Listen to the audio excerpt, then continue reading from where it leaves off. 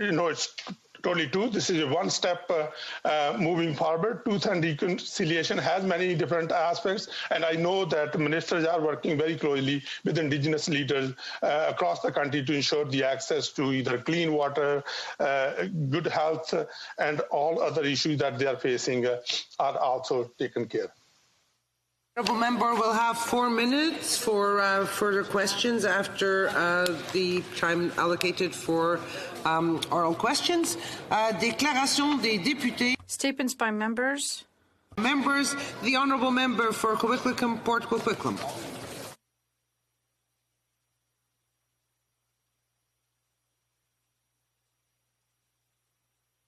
The honourable member for Simcoe North. Speaker, in recognizing the stark and unusual period we've been facing since March of this year, I'd like to pay tribute to the incredible efforts of the people in my riding who have stepped up to help our community in remarkable ways, supporting local charities, shopping local, adapting their small businesses literally on a dime to help deliver much-needed services and products safely. Je rends hommage au... I'd like to pay tribute to the 8 municipal governments, to the councils of the 2 First Nations, to the Métis Council of Georgian Bay, to the 4 Chambers of Commerce, and to Simcoe and Muskoka Health District Office for their leadership and for how they informed and supported people in my riding throughout this pandemic. Finally, I salute the frontline healthcare workers of Simcoe North whose care for their patients in the face of crushing demands and great personal risk has been steadfast and unrelenting. They deserve our deepest gratitude each and every day. The honourable member for Oakville North, Burlington. Thank you, Mr. Speaker. November is Indigenous Disability Awareness Month. First proclaimed in British Columbia in 2015, it is one of the first and only observations specific to Indigenous peoples living with disabilities anywhere in the world. This month, we raise awareness of the often unique issues faced by Indigenous peoples living with disabilities, the necessity of ensuring that their disability and health-related needs are addressed, while recognizing the valuable contribution they bring to our communities on a daily basis. Recently, I spoke to Neil Boulanger from the British Columbia Aboriginal Network on Disability Society, who shared with me that Indigenous peoples in Canada experience a rate of disability twice that of the non-Indigenous population. The prevalence of disability among Indigenous peoples combined with the challenges faced by Indigenous communities further compound the challenges they face. Let's make sure that their voices are included as a government if we want to be a truly inclusive society. Thank you, Mr. Speaker. The Honourable Member for Lac-Saint-Jean.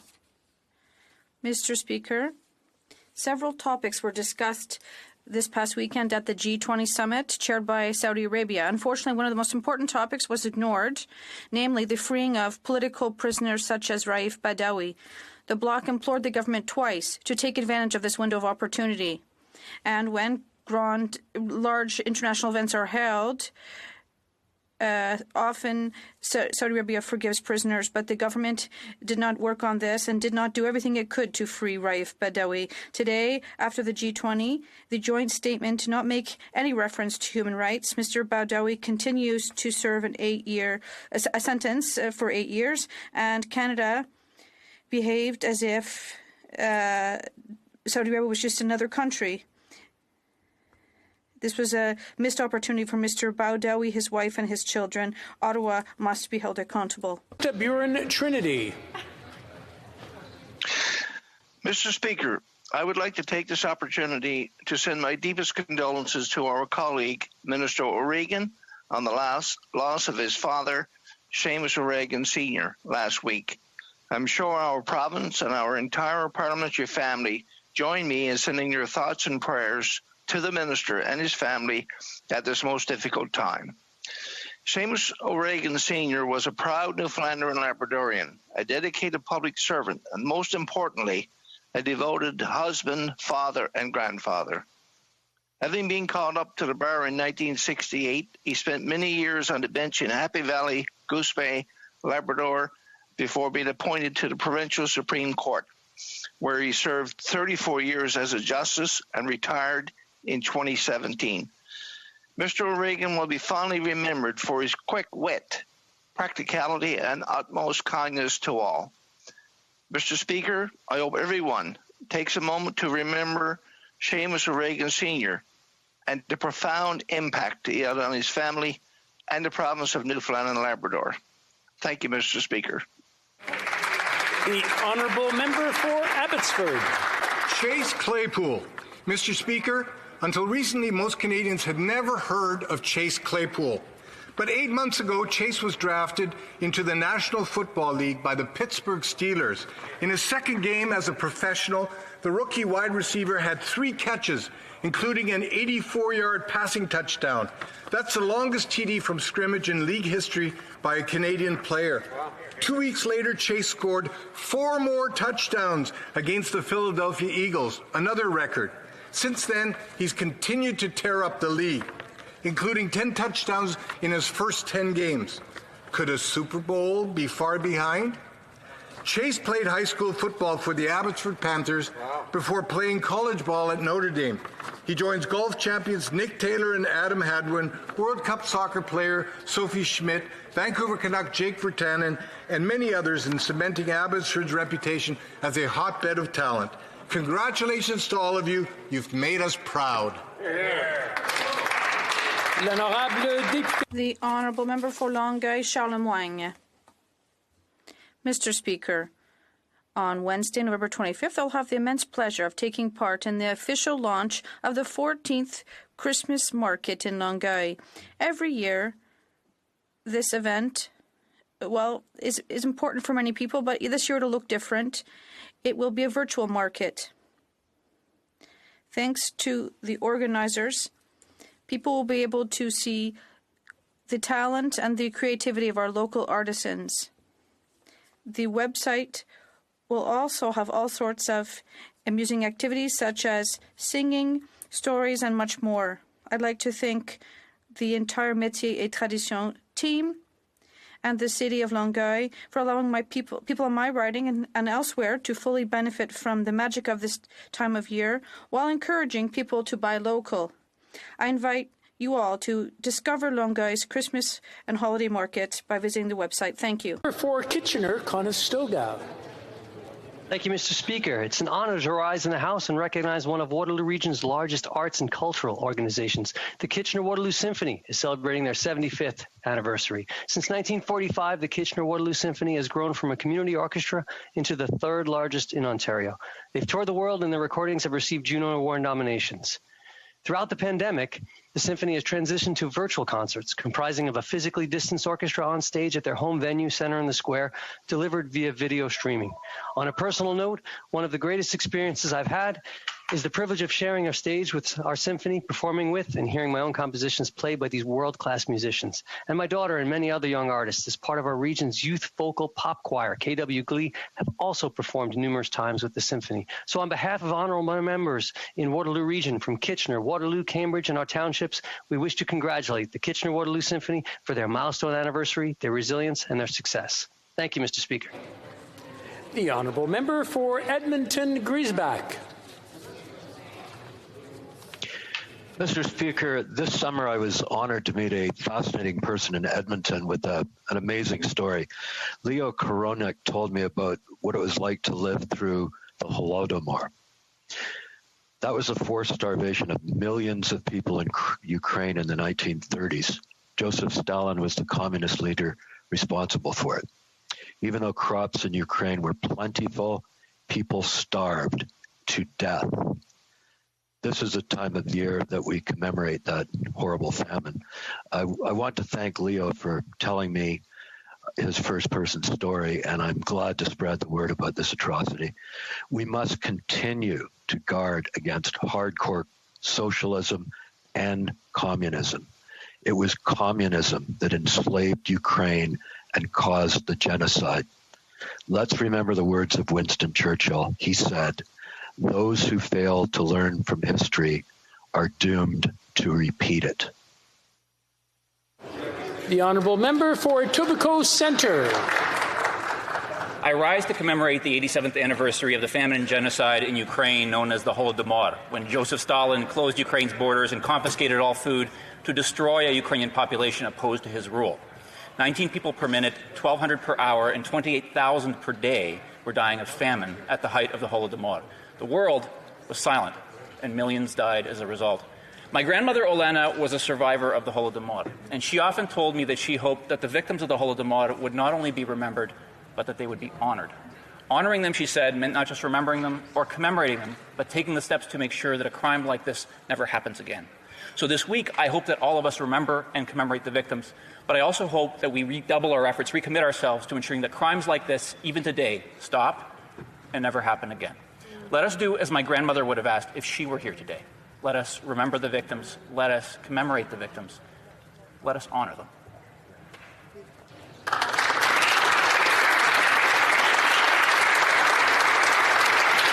The Honourable Member for Regina Louvain. Mr. Speaker, I'm pleased to rise in the House today to call on leaders from across Canada to renew our commitment to eliminating non-tariff barriers to internal trade. Canada's economy is in desperate need of solid leadership and certainty if we're going to build back stronger. Experts from across economic sectors agree that by eliminating trade barriers between provinces, Canada could add $50 to $130 billion every year to our GDP, thus saving Canadian families $5,700 to $7,500 a year. In a world of increased uncertainty and economic volatility, now is the time for us to turn to our fellow Canadians as our most trusted and reliable trade partners.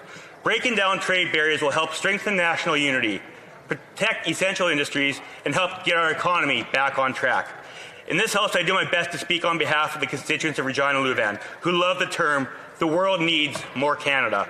Mr. Speaker, now is the time for us to also take the view that Canada needs more Canada and champion internal trade as a critical tool in our economic recovery tool belt. Here, here. The Honourable Member for Coquitlam, Port Coquitlam.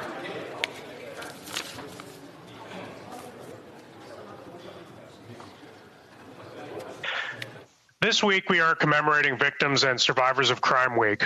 Today I want to remember a few victims and their families from my region. Lyle and Marie McCann from St. Albert disappeared and were killed.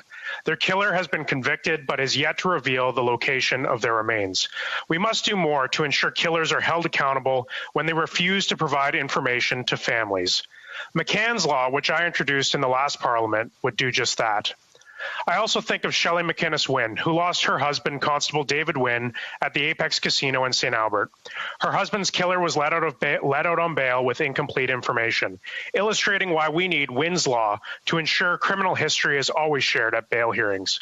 I think of the murdered and missing Indigenous women and the citizens of rural Canada who have been victimized and denied the supports they need to ensure their security from criminals. Conservatives won't stop fighting until all victims and their families get the justice they deserve. Thank you. The Honourable Member for Brossard Saint-Lambert. Mr. Speaker, we're reaching the end of November, which for me is Remembrance Month. I regularly meet with veterans in Brossard Saint-Lambert, and most often such opportunities are full of strong emotion, but also of good humour too. An honour O'Kill Stewart. Mr. Stewart died last year at the grand old age of 98. He was our constituency's last surviving World War II veteran. He was also a person of many accomplishments as a businessman, as a family man, and as an incredibly involved member of the St. Lambert community. O'Kill Stewart n'hésitait jamais. O'Kill Stewart openly shared his war experiences with generations of young people from St. Lambert who were lucky to listen to him. And befriended this most admirable human being. He received many honors throughout his life, but I think that the ones he most treasured were the ones he received for his service. The France-Germany Star, the Defense Medal, the War Medal, and la Légion d'honneur. En mémoire, Monsieur. May we never forget him, Mr. Speaker. The Honourable Member for Coquitlam, Port Coquitlam.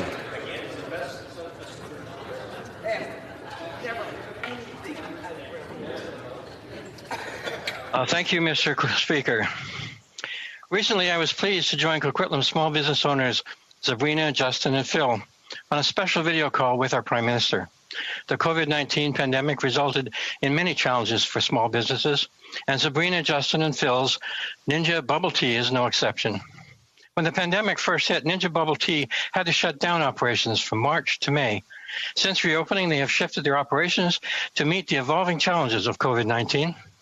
I was happy to see Ninja Bubble Tea taking full advantage of our government's COVID-19 support programs, including the Canada Emergency Wage Subsidy, the Canada Emergency Commercial Rent Assistance, and the Canada Emergency Business Account. Ninja Bubble Tea's story is one of hometown success. There are countless stories like theirs behind every small business, stories of entrepreneurship, perseverance, and everyday Canadian resilience. I'm proud to highlight yet another Coquitlam for Coquitlam story in this House. Thank you, Mr. Speaker.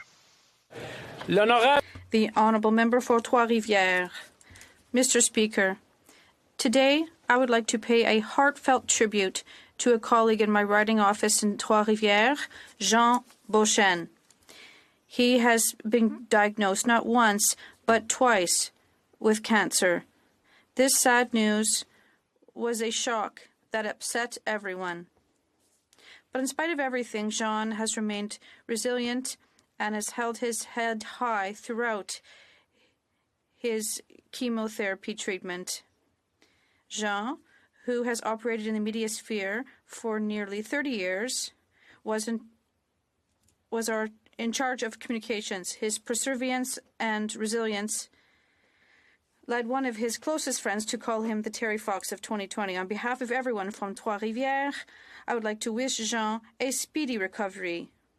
I hope that our positive vibes will be providential for Jean. Thank you. The Honourable Member for Kildonan St. Paul. Mr. Speaker, Conservatives are standing up for Canadian values of democracy, human rights, and the rule of law threatened by the Chinese Communist regime. Conservatives strongly support pro-democracy activists in Hong Kong that are being arrested and risking their lives in the name of freedom from China. Canadians are alarmed by revelations that the Chinese Communist Party is forcing the Uyghur Muslim minority into brutal re-education camps. In fact, China's widespread human rights abuses are well known to Canadians. But why then is the NDP member for Churchill, Kuat, Nagaski and the Green member for Nanaimo, Ladysmith, scheduled to speak at an event that amplifies Chinese communist propaganda and interferes with Canada's independent judiciary? The event calls for the release of Meng Wanzhou, who is currently under house arrest in her $13 million Vancouver mansion. Green and NDP members' time would be better spent calling out for the release of Canadians Michael Spavor and Michael Kovrig, who have been held in appalling conditions in Chinese prisons for over 700 days. Shame on the NDP and Green parties for supporting Chinese communist propaganda over Canadian values of freedom, democracy, and the rule of law. The Honourable Member for Algoma, Manitoulin, Kapuskasing. Mr. Speaker, like so many others, I was deeply shocked and saddened when Constable Mark Hoving was killed in the line of duty on Manitoulin Island last Thursday.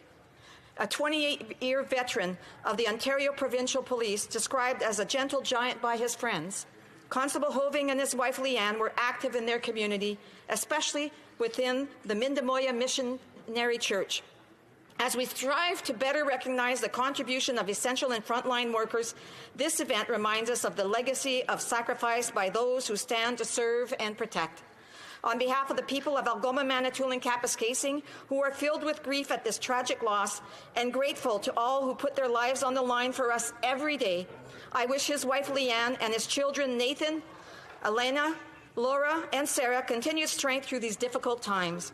As I extend sincere and heartfelt condolences to his family, I do as well to his colleagues in the Ontario Provincial Police, to his friends, and to the residents of Manitoulin Island. I ask all members to join me in a moment of silence for Constable Mark Hoving. Thank you, Mr. Speaker. Following discussions among representatives of all parties in the House, I understand that there is an agreement to observe a moment of silence in memory of Ontario Provincial Police Constable Mark Hoving, killed in the line of duty on November 19th, 2020. I now invite the honourable members to rise.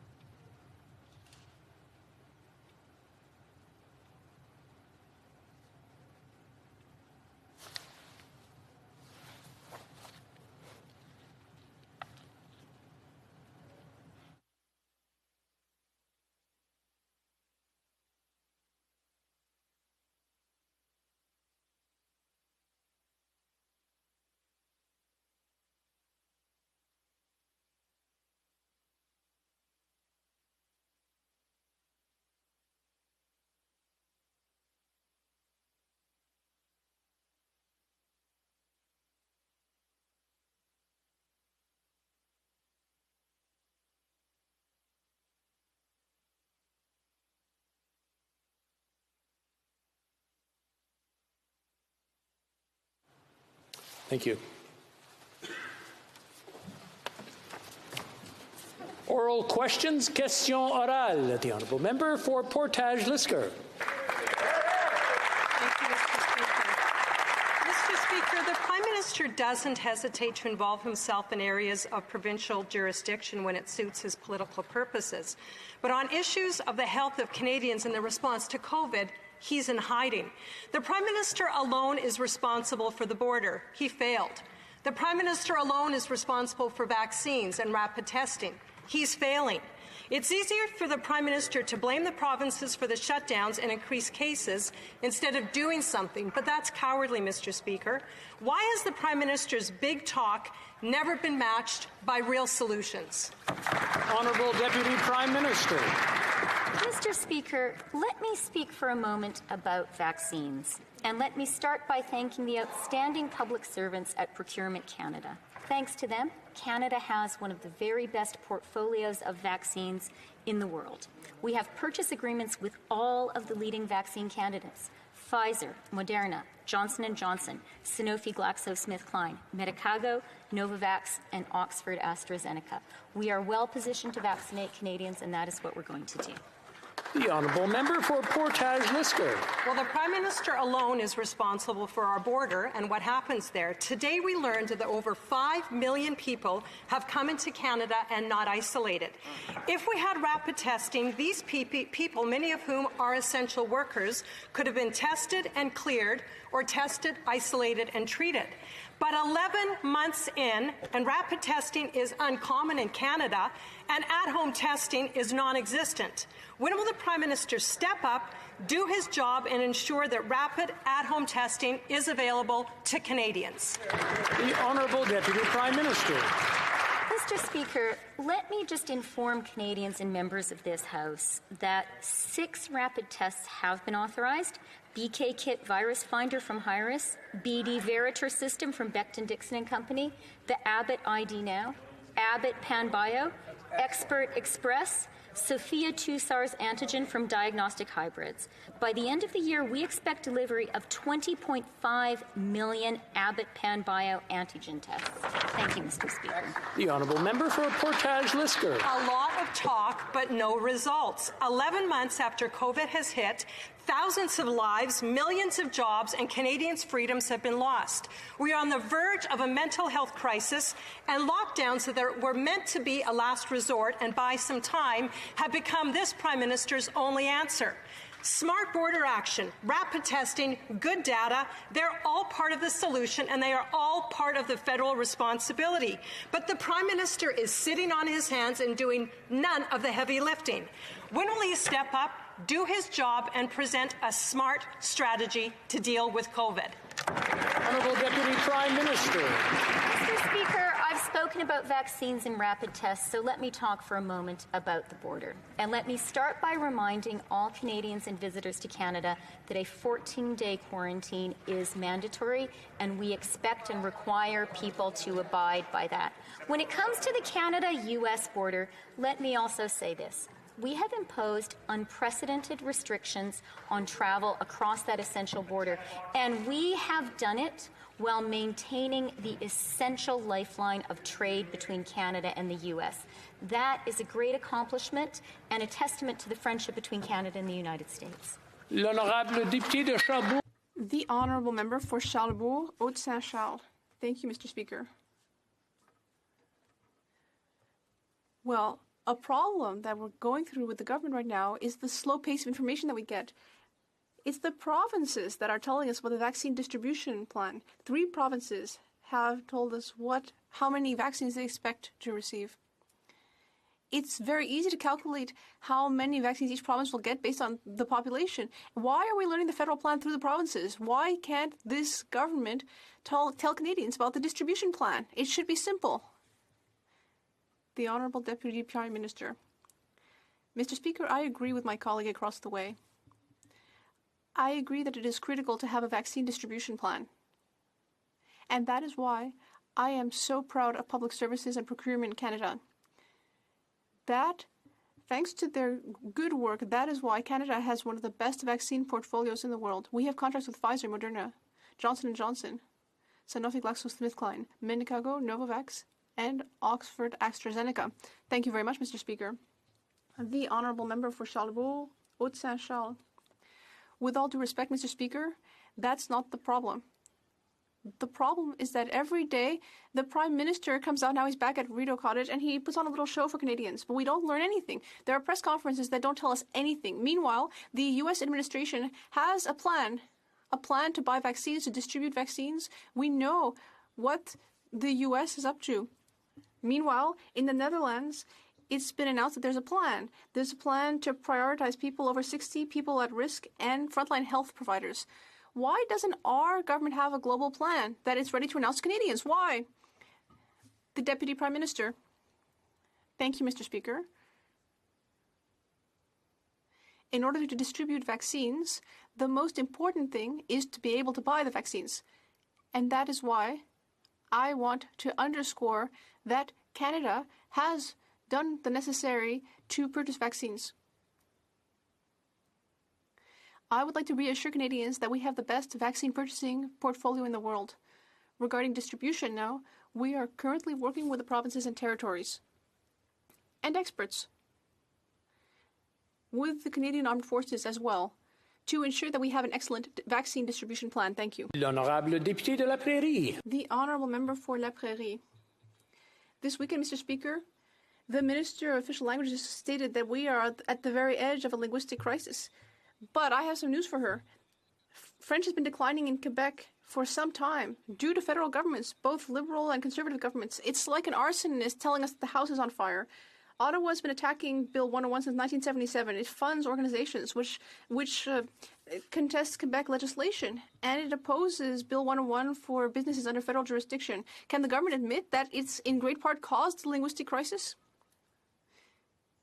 The Honourable Deputy Prime Minister. Mr. Speaker, we were speaking earlier about the Holodomor. That was an effort to destroy a language and a culture. And that is why I would like to say that on a personal level, for me, French in Quebec is very, very important for me. I understand what it means for French to be fragile. And I would like to ensure all colleagues that we will work to protect French in Quebec. The Honourable Member for La Prairie. Well, in the Liberal Party, there is a lingering anti-French culture. A mere half hour after having apologized for having underestimated French's decline, the member for Saint-Laurent liked a tweet which said that the decline of French has been exaggerated. Remarkable. When the Bloc Québécois wanted to apply Bill 101 to businesses under federal jurisdiction, the member for Montréal said in the House that it was shameful. Today, the Bloc Québécois has bills, concrete action to protect French. Which of the two camps is going to win out among the Liberals? Those who want to take action, or, as usual, those who just don't care about French? The Honourable Deputy Prime Minister. Thank you, Mr. Speaker. I would like to say once again how personally I understand that it is a challenge for Quebec and Quebecers to remain francophones in North America when they are surrounded by a sea of anglophones. And I understand that in the digital age, there are new challenges. And that is why I want to work hard with all of our colleagues to protect the French language, both in Quebec and in Montreal. The Honourable Member for Burnaby South. Je m'excuse, one moment. Point of order. The Honourable Minister of Veterans Affairs. Mr. Speaker, the English and French translation is on the same level. I can't understand either. I want to remind the honourable members when they're answering to go to the language they want on virtual. Now, this is a different story. We'll have to look into it and see what's going on with that because it's coming from the House. Huh? Okay. Alors, je vais dire quelque chose en français, voir si... I'll say something in French, and I'm just going to do a test to see if the interpretation sounds right. Are they at the same level? Can you hear the interpretation correctly in English? Okay, les voix sont au même niveau. The voices are still at the same level? So we'll just speak with our technical folks to make sure that it's fixed. Or at the bottom of your screen? Well, that's the one I'm on, Mr. Speaker. Okay, very good. Okay, we'll work on it from our end. Thank you for bringing it to our attention. The honourable member for Burnaby South. Merci, Monsieur le Président. Thank you, Mr. Speaker. At the beginning of the pandemic, small businesses had to close their doors. That was difficult. The Liberals proposed a plan, but that plan didn't work because it was designed for landlords, not renters. And the plan is still not helping small businesses. We have a simple solution. Will the Prime Minister help small businesses? Will it help them make it until the spring, yes or no? The Honourable Deputy Prime Minister. Thank you very much for the question. I am very pleased to inform the House that applications to the CRA for small and medium businesses for rent are already open. Today, in fact. And money will be paid out starting on the 4th of December. I would also like to state that assistance will be active until the 27th of September. Businesses will be able to have up to 75% of their rent paid by the government. And if they have to, and if there are new lockdown restrictions, they may have up to 90%. Try this again in English. So the plan proposed by the Liberals when small businesses were forced to shut down was a complete and abject failure because it was designed for landlords, not tenants. So a small business couldn't apply for it. Now their plan still doesn't help businesses that had to shut down in the spring. So our solution is simple. We're asking this government to make that help retroactive to April, the way small businesses are asking for. Will the Prime Minister help out small businesses by making the help retroactive to the spring? Hear, hear. The Honourable Deputy Prime Minister. Thank you very much, Mr. Speaker. Mr. Speaker, what we have today is not only a plan for commercial rent, we have a law. And I would like to thank all members of this House and of the Senate for supporting it. And I'd like to take this opportunity to let all the small businesses across our country know that they can apply today to Revenue Canada to get that rent support, and payments will begin on December 4th. This is retroactive to September 27th. This is the support our businesses need, and they will get it. The Honourable Member for Desnete, Mississippi Churchill River. Thank you, Mr. Speaker. On Friday, Canada's Chief Medical Officer released an update on COVID-19 modelling in Canada. Well, the numbers were sobering and a stark reminder of the serious situation we are in. One thing really stuck out to me. There was no real mention of Indigenous people nor their communities in this report. Mr. Speaker, how can this government properly support Indigenous people at this time when they're not even included in these significant reports? The Honourable Minister. Well, Mr. Speaker, as the member well knows, the last week for Indigenous peoples has seen a multiple rise in cases affecting Indigenous communities, and indeed it is alarming.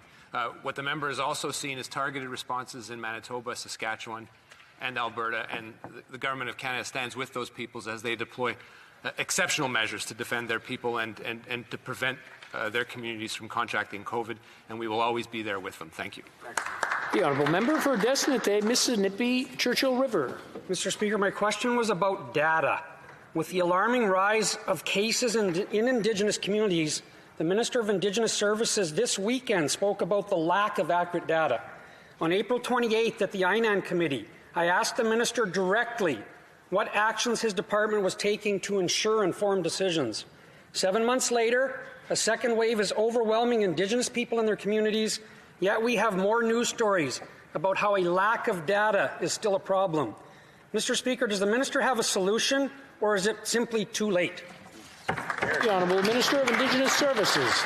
Well, the collection of data, Mr. Speaker, is an ongoing process. What we do know is what we are able to, as a matter of effective jurisdiction control, which is the situation on reserve. And we know that that data so far has been positive. The alarming rate of increase over the last few weeks is indeed alarming. And that's why we are deploying tailored resources based on the feedback that we've gotten from communities.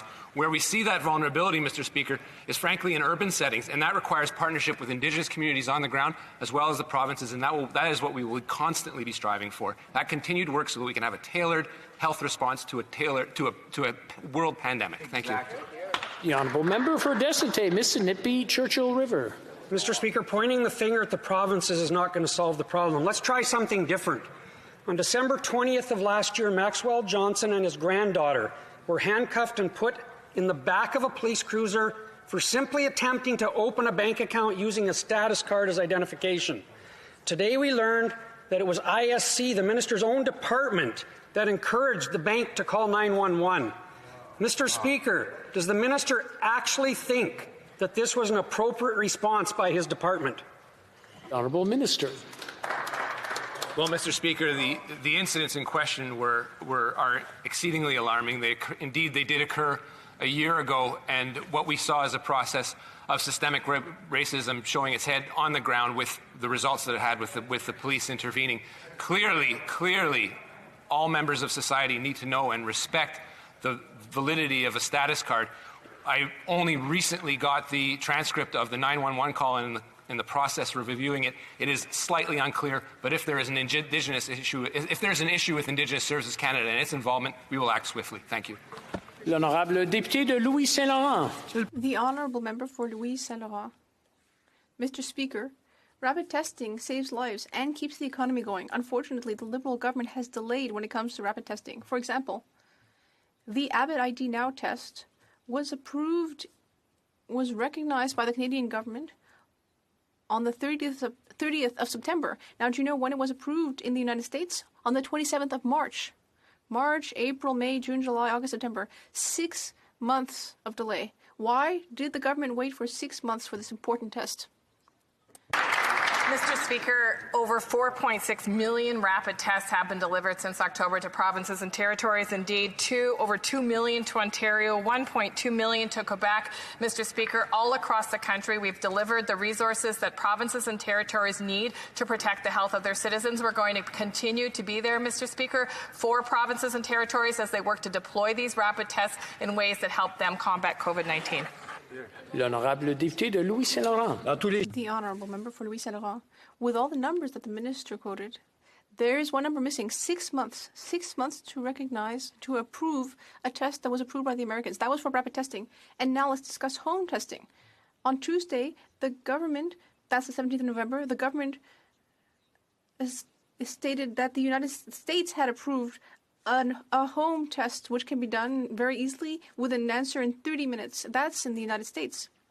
With that in mind, I would like to ask whether it's going to take the government 6 months to approve this home test like it did for rapid testing. Mr. Speaker, every step of the way we have leaned in to work with companies and manufacturers that are developing new tools to fight COVID-19, including testing solutions. And the world is eagerly awaiting rapid tests, saliva tests, new technology that will help us diagnose quickly people who have COVID-19. On our end, Mr. Speaker, our job is to ensure that provinces and territories have what they need to deliver on health care in their jurisdictions. And that's exactly what we've been doing all along, whether it's the $19 billion in Safe Restart money, Mr. Speaker, or the rapid test procurement and deployment will be there for provinces and territories.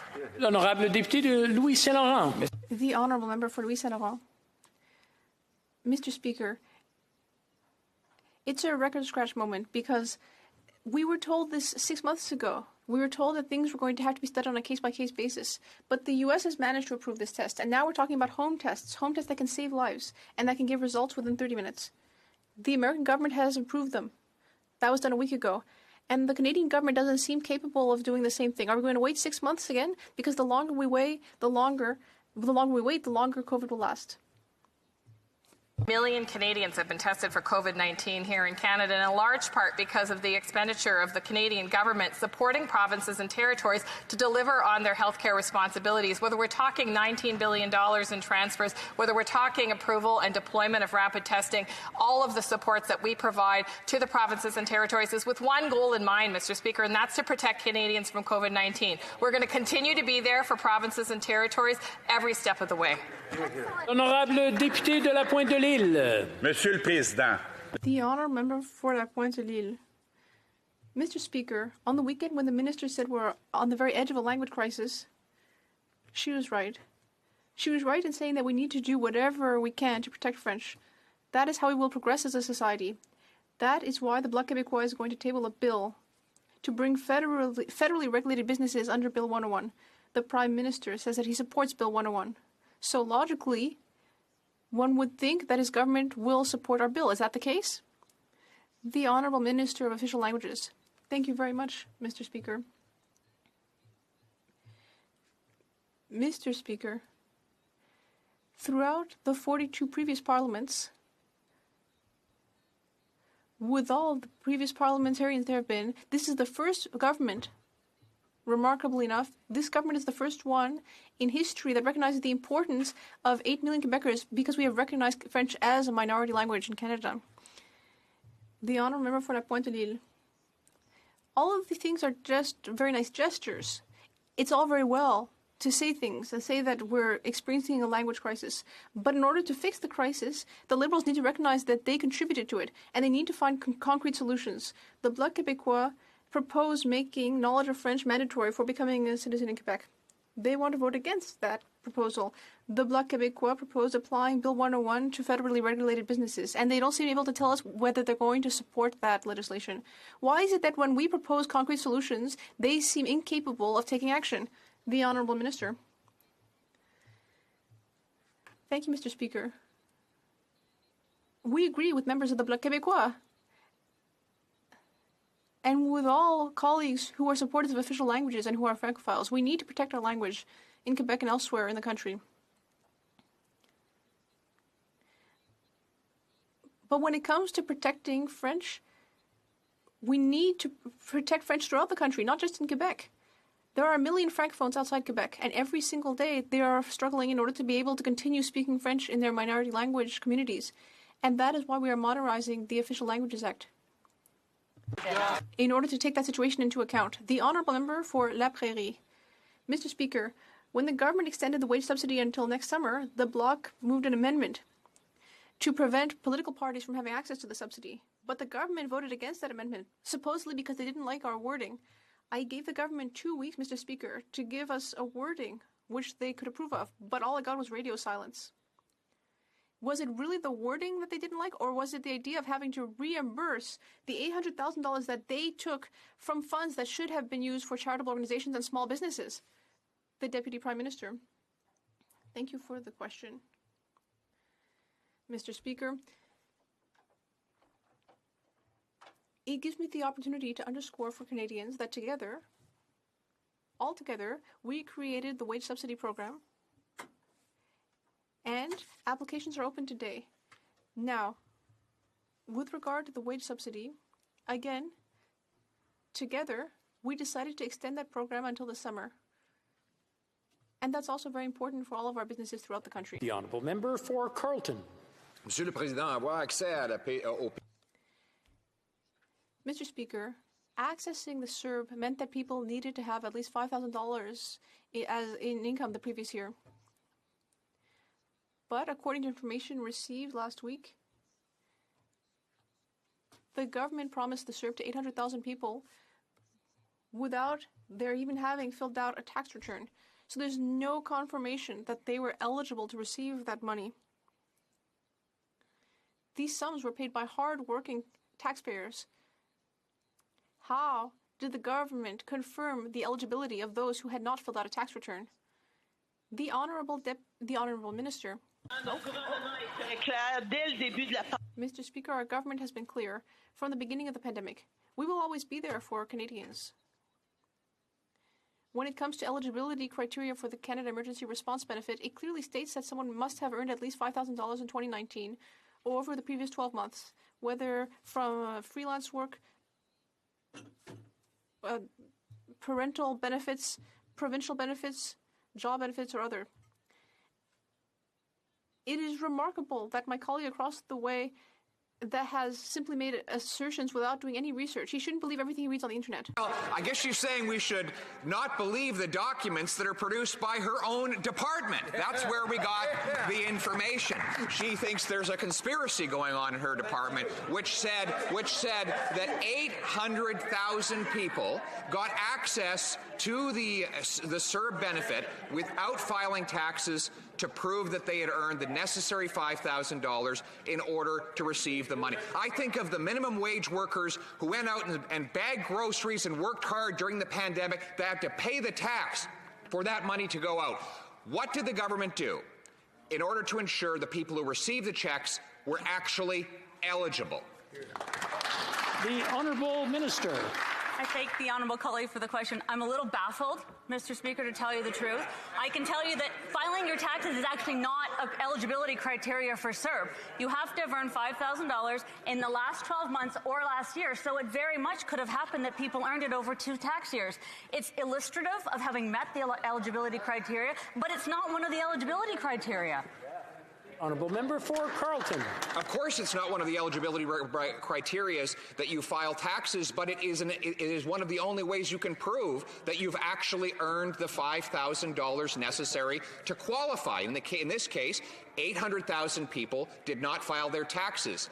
The government should indicate if they had some other way of demonstrating that they had earned the necessary money. This is a government that gave checks to prisoners, that told public servants to send out money even when they suspected fraud. So if they weren't using the income tax filing as proof of eligibility, what exact evidence were they using to prove people were eligible?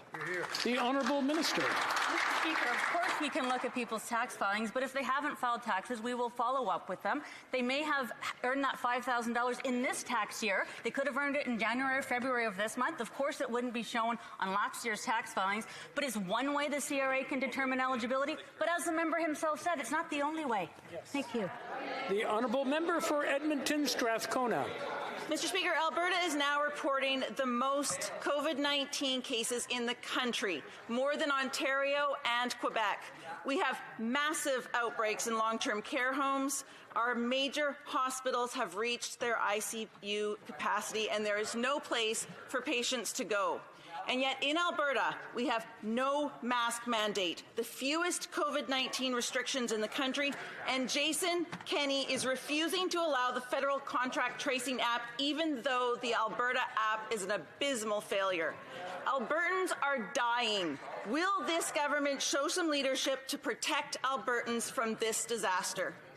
Honourable Minister of Health. Mr. Speaker, every province and territory has a responsibility to protect the health of their citizens, and we have assisted provinces and territories every step of the way in their efforts to do so. With $19 billion, Mr. Speaker, in Safe Restart money for contact tracing, for testing, for data, $740 million of that money going to long-term care homes to support in protecting people who live in long-term care homes from infection. Mr. Speaker, Safe Schools, $2 billion to protect students and their teachers and staff that work in those schools from infection. Rapid tests to the provinces and territories, Mr. Speaker, will continue to be there, including with Canadian Red Cross, with additional contact tracers and more. Well, member for Vancouver East. IRCC's ability to receive applications from the mailroom slowed to a crawl. For spousal sponsorship, IRCC went from receiving over 6,000 applications per month to just 30. The government is also unable to meet the minister's 14-day processing standard for extended family reunification. In fact, the minister's office said there is no way to know if those applications even exist and, quote, not to bother inquiring because the unit is overwhelmed. Will the minister just automatically renew documents that have expired since the shutdown without further requirements from the applicants to free up scarce resources? The Honourable Minister. Mr. Speaker, there's no government that's done more to reunite families, and that includes in the midst of this pandemic. We are going to accelerate and prioritize the processing of family sponsorship applications, including for spousals, 49,000 by the end of this year. We will allocate 40,000 spaces under the parent and grandparent program, and we are indeed meeting our service standards when it comes to reuniting families during the midst of this pandemic. That is a reflection of our government's commitment to reuniting families, Mr. Speaker. Honourable Member for Niagara Centre. Mr. Speaker, last week the Prime Minister told Canadians that the COVID-19 cases in the second wave are surging and that now is the time to redouble our efforts to fight the virus. He also promised that the federal government would always be there to support Canadians and their livelihoods. Can the Deputy Prime Minister and Minister of Finance please give us a brief update on the Canadian economy and tell us what the government plans to do next? The Honourable Deputy Prime Minister, my apologies. Notre gouvernement a pris Our government has prioritized a response for COVID-19 for our businesses and strong fiscal position, which has allowed us to provide unprecedented support to Canadians during this pandemic. I'm pleased to announce today that on November 30th, we will be presenting the 2020 Fall Economic Statement. Our plan will continue to support Canadians through the pandemic and ensure that the post-COVID economy is robust, inclusive, and sustainable. The Honourable Member for Charleswood St. James, Assiniboia Headingley. Mr. Speaker, B'nai B'rith, the Centre for Israel and Jewish Affairs, and the Friends of Simon Wiesenthal Centre, led by former Liberal MP Michael Levitt, have all expressed deep disappointment in this government's terrible decision to vote for an anti-Israel resolution at the UN last week. Will the government restore Canada's long-standing policy of opposition to these anti-Israel resolutions? Honourable Minister of Foreign Affairs. Mr. Speaker, I'd like to thank the member for the question. Let me be clear to all parliamentarians and to Jewish communities across Canada and our friend in Israel. Canada has been, is, and will always be a steadfast ally of Israel, Mr. Speaker. We are strengthening our bilateral relationship. We're standing side by side with Israel at every opportunity internationally. Mr. Speaker, the Israeli and the Jewish community know that they can always count on Canada and will continue to be by their side. The Honourable Member for Charleswood St. James, Assiniboia Headingley. Well, Mr. Speaker, friends are supposed to have each other's backs. Right. The Deputy Prime Minister likes to say her government stands with Israel, but it's hard to believe given some of her comments last week. When asked about this vote, she tried linking Canada's decision to support this anti-Israel resolution to what she called a worrying rise of authoritarian regimes and anti-democratic populism. Was the Deputy Prime Minister seriously trying to compare Israel to authoritarian regimes? The Honourable Minister. I'd like to thank the member for his question. You should let the Deputy Prime Minister speak for herself, Mr. Speaker. But when it comes to the Government of Canada and all Canadians and all members of this House, Mr. Speaker, and the members should listen, and all members in this House, Mr. Speaker, we have been, we are, and we will always stand with our friends of Israel. The Jewish community across Canada know that, and I spoke to my counterpart in Israel. They know that Canada is a steadfast ally, and we will continue to support Israel at the United Nations at every step of the way, Mr. Speaker. Thank you. The Honourable Member for Montmagny-Lilley, Kamouraska, Rivière-du-Loup. Mr. Speaker, for a year, the Legault government has been asking the federal government to enforce Bill 101 for companies under its jurisdiction in Quebec. We've seen the Minister of Heritage, Official Languages, and the Prime Minister spewing rhetoric about French in Quebec. When are they going to move from words to tangible action, Mr. Speaker? The Honourable Minister. Thank you, Mr. Speaker. It goes without saying that French is on the decline in Quebec. We are going to take action. I've had some discussions with Simon Joly-Barrette on the issue in the province. On our side, we are working in conjunction with many stakeholders across the country, including many Quebecers, to modernize the Official Languages Act. It is a priority, and we are working on it on a daily basis with a great deal of effort. I'm convinced that that will help to promote French across the country. The Honourable Member. Mr. Speaker, once again, a lot of rhetoric that doesn't mean anything. What we want is tangible action. I'll try another one. My colleagues and I reiterated our request this morning to the Liberal government that they postpone the harmful audits on small and medium-sized businesses that are hard hit by the economic impacts of COVID-19. Will the Minister of Revenue respect the will of this Parliament that voted or adopted a motion to this effect on November 4th? The Honourable Minister. Monsieur le Président. Mr. Speaker, contrary to the Conservatives, our government respects the independence of the agency. The Minister of National Revenue doesn't intervene in audits nor request audits. Mr. Speaker. The Honourable Member for Rivière-du-Nord. Thank you, Mr. Speaker. The Minister of Justice says he takes no partisan considerations into account when making appointments. We know, however, that the Prime Minister's office has intervened at least 4 times on nominations. We know that members of Parliament have commented as well. Now, if I understand what the Minister is saying is that everyone's talking to him about nominees, but he doesn't listen to them. Why is everyone always after the Minister if it doesn't work? Is it that his colleagues who don't understand quickly, or is it the Minister who's leading them astray? The Honourable Minister. Mr. Speaker, I thank the Honourable Member for his question. Our government put in place a process that focuses on transparency, merit and diversity in order to identify and appoint highly qualified judges to the bench. We are proud of having appointed more than 400 using a process based on merit. These men and women appointed to the bench are a reflection of Canadian diversity. The Honourable Member for Rivière-du-Nord. Mr. Speaker, I think that colleagues across the way are quick to understand, and they've understood that persistence works with the Minister.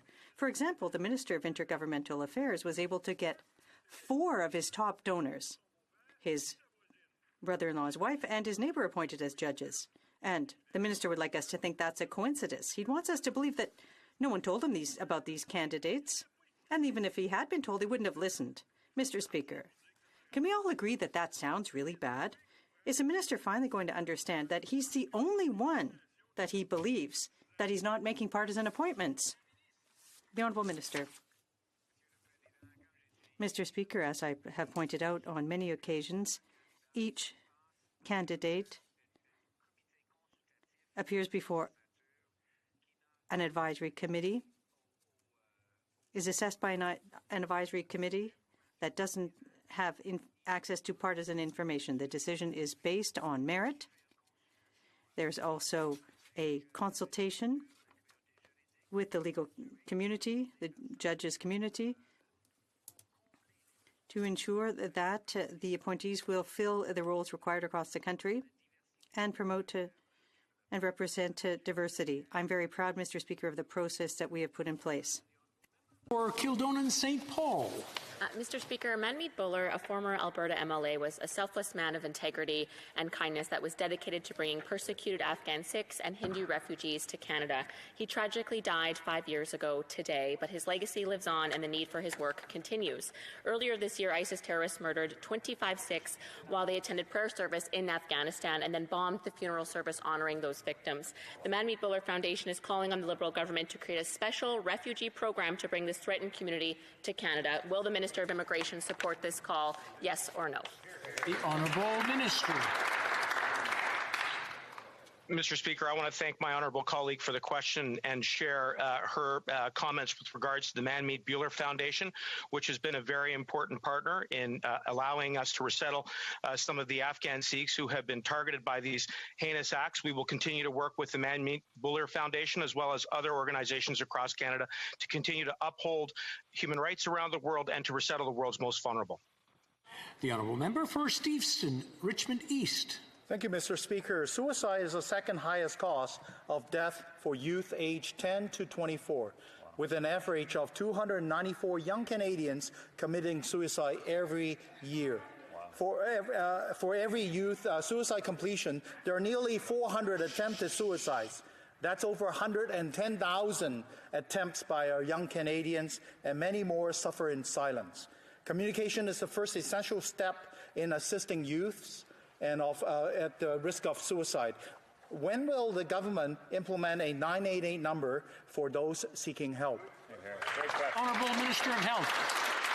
Mr. Speaker, as the member opposite knows, I am deeply concerned as well about the mental health of Canadians and, in fact, Canadians who use substances. We've seen increases in mental distress as a result of COVID-19, making things even harder for Canadians from coast to coast to coast. That's why we launched Wellness Together early on in the pandemic, Mr. Speaker. And I want to point out that more than 530,000 Canadians across the country have accessed the portal in over 1.5 million distinct web sessions. This is an opportunity to tell all Canadians that it's not just self-help resources available on the web. People can connect to trained professionals. They can attend virtual sessions, telephone sessions, and I will work with the member opposite's colleague on the idea of a one-stop number. Thanks. The honourable member for South Surrey White Walk. Mr. Speaker, the Minister of Justice says he's proud of appointing his political donor to the Quebec Superior Court. Frankly, he shouldn't be. Even the appearance of impropriety in judicial appointments erodes public trust in the justice system. As a lawyer and past Bar Association executive, I know the system only works if Canadians have faith in its fairness and independence. Does the minister not realize the Liberals' partisan judicial appointments are eroding public confidence in its independence?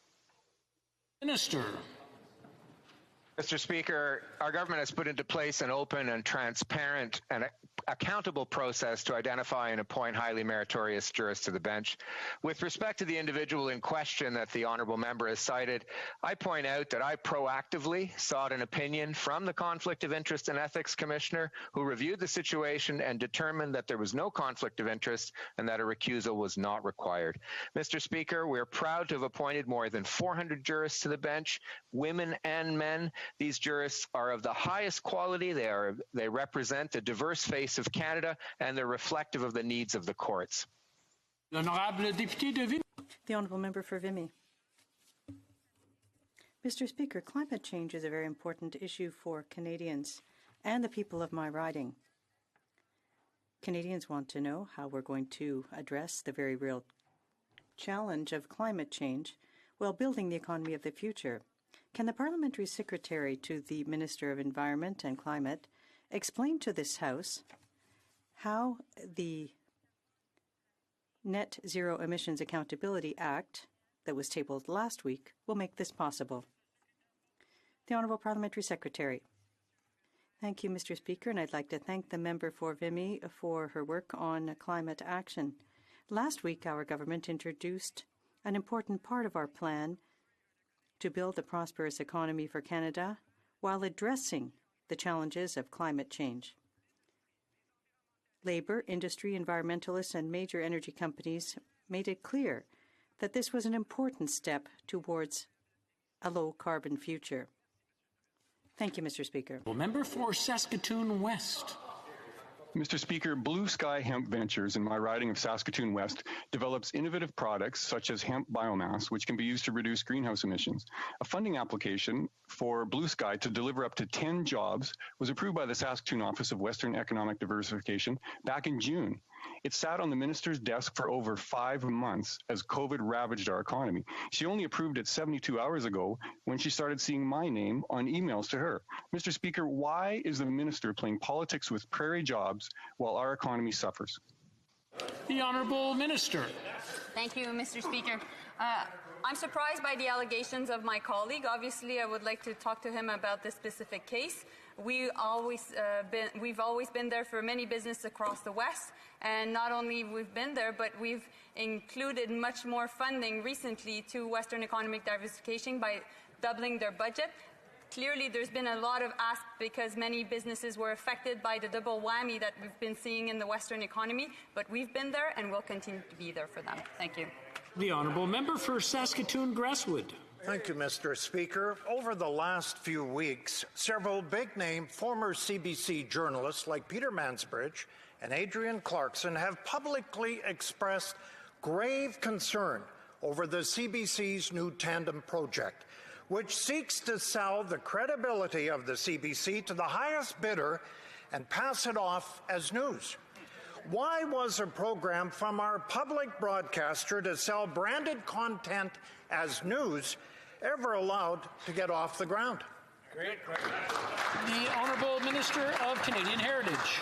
Thank you, Mr. Speaker. I'd like to remind the member opposite that the CBC is an autonomous Crown corporation responsible for managing its own operation while offering Canadians accurate and quality information without political interference, Mr. Speaker.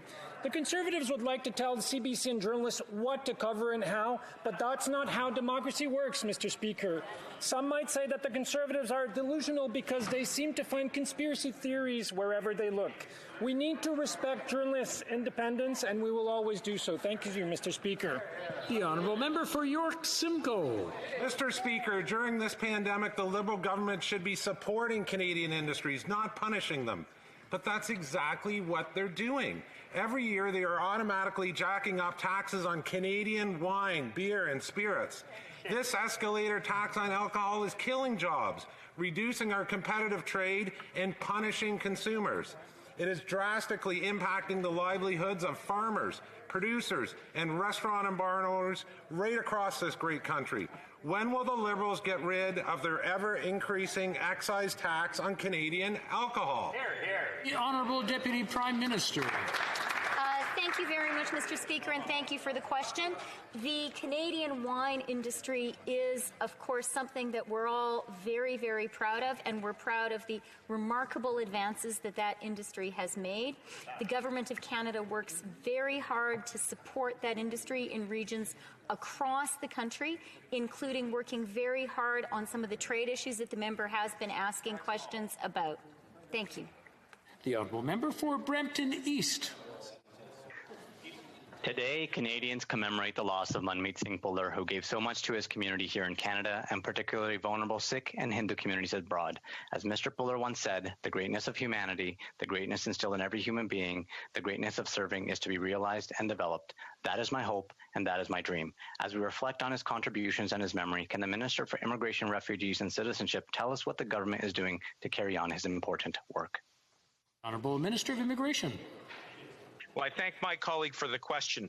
The Manmeet Bhullar Foundation is a fitting tribute to a leader who gave so much to Canada and the world. His legacy continues through the Foundation's advocacy, which is an irreplaceable conduit of Canadian compassion in support of vulnerable Sikh and Hindu populations abroad. I look forward to further strengthening our partnership and building on our efforts to provide refuge for those fleeing conflict and persecution. The Honourable Member for Courtenay Alberni. Mr. Speaker, in the Alberni Valley, over 2/3 of the people living on the street are Indigenous. The Liberals' promise of additional beds is not nearly enough. Last night, Martha Martin, the mother of Chantel Moore, who was shot by police in New Brunswick, told me her son Mike had become homeless and a few days ago died by suicide. I believe Mike could be alive today if all the Truth and Reconciliation Commission call to action were implemented and the Liberals had an Indigenous-led housing strategy. Will the Minister explain to Martha, who has now lost 2 children, why they have delayed on acting on the Truth and Reconciliation calls to action and continue to fail Indigenous families? Honourable Minister. Mr. Speaker, I want to thank the Honourable Member for that really important question. No relationship is more important to our government than the nation-to-nation relationship with Indigenous peoples. We've committed significant new funds to support Indigenous housing across Canada. This includes $1.5 billion for a distinctions-based approach for housing for First Nations, Inuit-led, and Métis Nation housing strategies. Also, under our $13.2 billion National Housing Strategy Co-Investment Fund, we have prioritized projects to serve Indigenous peoples. Mr. Speaker, there's more work to be done, but we've also made a lot of progress. The Honourable Member for Vancouver Grenville. Mr. Speaker, why is Bill C-7 medical assistance in dying abolishing the safeguard of a 10-day reflection period and reconfirmation of consent, thereby introducing advance requests if were made? Nothing in the Truchon decision of the Quebec Court of Appeal, which the government chose not to appeal, requires this, and when the Supreme Court of Canada in Carter insisted on the requirement of clear consent. Palliative care physicians, disability advocates, and other experts insist that this is an important safeguard, and like other legislated-made reports on mature minors and mental disorder, advance request also raises significant challenges. There is no clear consent. The Honourable Minister.